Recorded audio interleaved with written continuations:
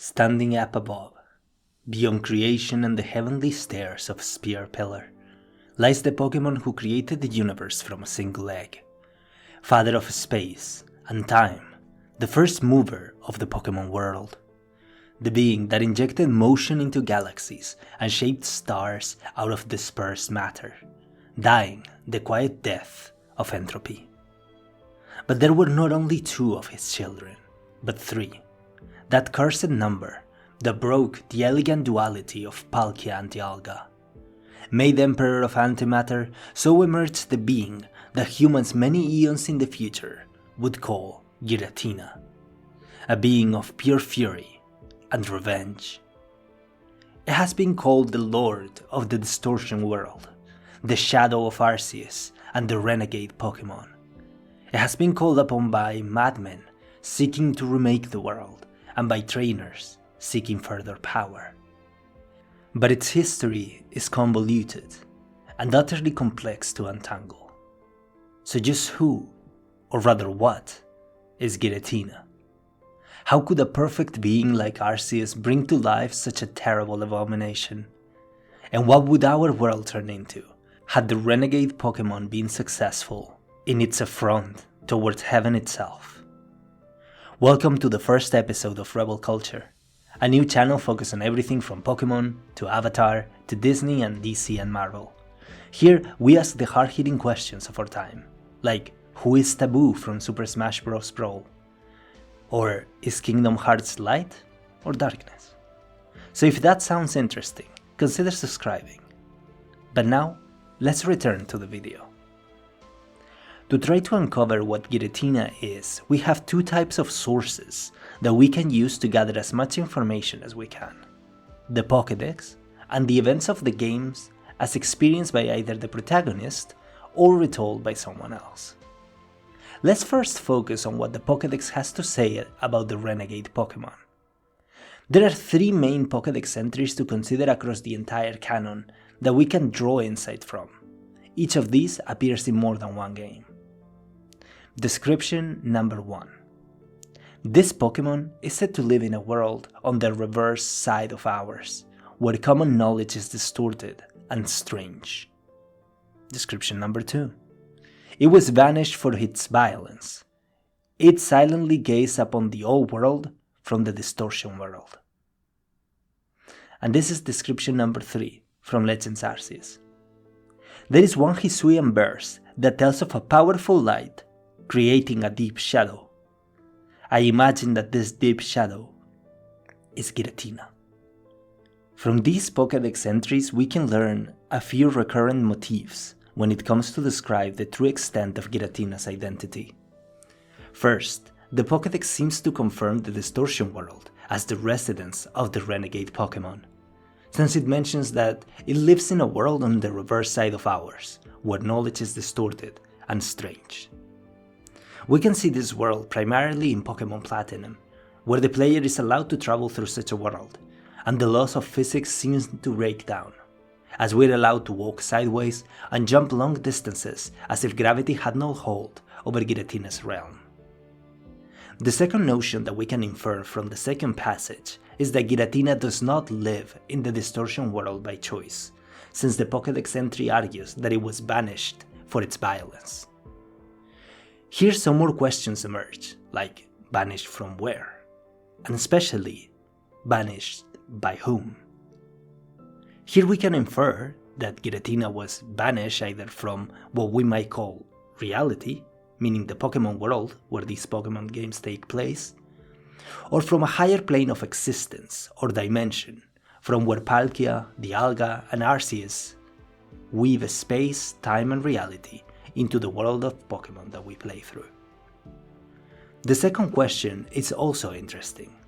There truly are not that many beings powerful enough to vanquish Giratina in its prime. So we can infer that the Pokémon doing the banishing of the renegade Pokémon must have either been Palkia, Dialga, or Arceus himself. I believe that it was Arceus, the one that banished the Pokémon towards the Distortion World, mainly due to the Giratina entry in the Hisuian Pokédex. In Legends Arceus, we read in the Pokédex that one Hisuian verse tells of a powerful light creating a deep shadow. I imagine that this deep shadow is Giratina. And I agree with this notion. The powerful light of creation, meaning Arceus, necessarily had to also cast a dark shadow on the world, meaning Giratina.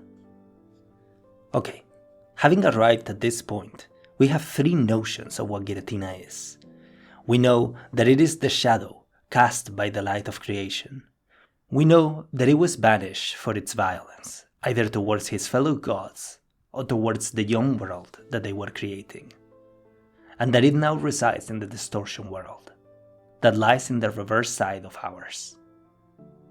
I believe with this information we can derive three theories as to what Giratina is.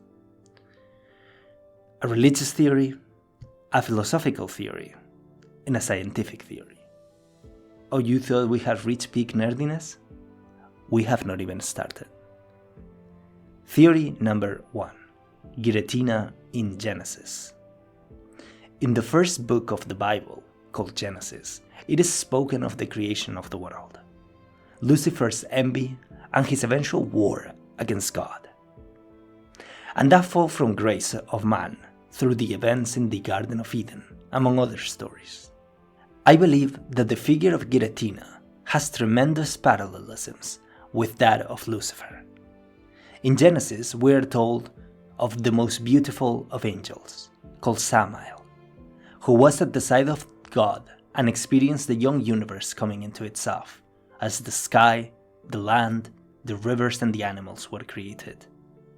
Samael grew prideful and violent, and guided some of his fellow angels in the original battle for the throne of heaven.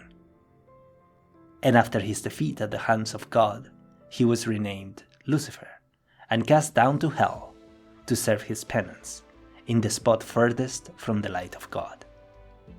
Does this remind you of someone? Giratina grew violent and might have attempted to wrestle power either from the origin duo of legendary Pokemon, the Algia and Palkia, or from Arceus himself. After his eventual defeat, he was cast down to the distortion world, that is, like the Pokédex says, in the reverse side to our world, meaning the world created by Arceus.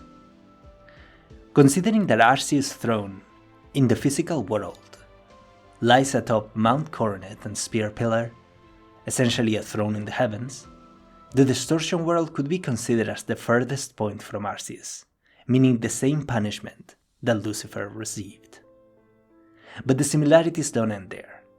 After learning of the war in heaven, we are presented the events of the Garden of Eden, where Eve, the first woman, is tempted by Lucifer in snake form to eat the fruit of knowledge from the tree of good and evil, giving her self-awareness and knowledge. While the parallelisms are not as similar here, it is important to mention that once Giratina is cast down from heaven to the distortion world, its new form, also called the origin form, is that of a flying snake. The parallelisms between Lucifer and Giratina are quite remarkable, and too apparent to ignore. But that is not our only thread on who Giratina is.